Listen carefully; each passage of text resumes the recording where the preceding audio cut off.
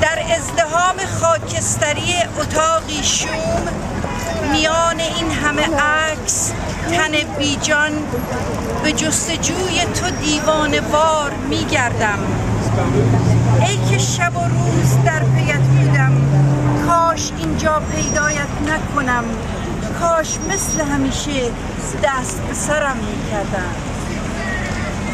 در عکسی مات دستی تکان میخورد، رنگ میگیرد حاله چهر مرد چراغی کمشیر و چشمی خیره مانده به من پلک میزند. صورتی شکفته در مسیر صبح زانوانم را میلرزاند، شیون ناگفته هایم به دیوارها میپاشد. آه این فرزند من است که دهان گشوده به لبخندش هنوز بوی شیر میدهد. دستهایت پناه شاپرک ها بود و آزادی، به هر بد فقط کلمه. بی باک و بی نوبت سینه سپر کردی، و آن که هلاکت کرد کمتر از حیوانی موذی بود، با خنجری در مشت خزیده در فسله‌ای. کی غافل ماندم دل بندم که گلوله‌ای از کمینگاه سرخ گلی ابدی در قلبت کاشت. بیدار خواب تا نیمه های شب بر بالینت می نشستم، مبادا نیش حشری یا صدای زنجری خواب آرامت را بیاشوبد.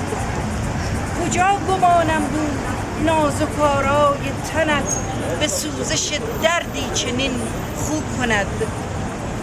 نه گریه نمی کنم، به دنبالت سر به کوچه نمی گذارم، نزدیک تر از نفس به توام.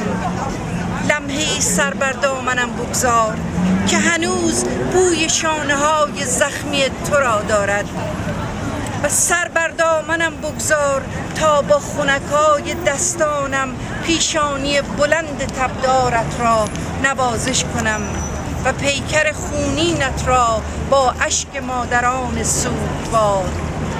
میدانم خاک خوب گلهای سرخ و گیاهان سبز میزاید، آنگونه که من آبستن تو بودم. ای پیکرهای بیجان معصوم، به بستر خالیتان سوگند داد شما را می ستانیم. ما مادران صلح، مادران عزا که غروب هر شنبه بی اعتنا به چشم پرهراس بیگانه در پارک‌های شهر در سکوت با سفره خورشید به دیدارتان می آییم. اینک برخیزید، به پیشپازتان آمدند عاشق‌ترین دختران و پسران تموز، دست در دست هم در حلقه هزاران ستاره با برگی سبز و نیلوفری کبود. برخیزید ای که نامتان پژواک اسطوره و کمان رنگین راهتان ثبت است بر مدار آزادی.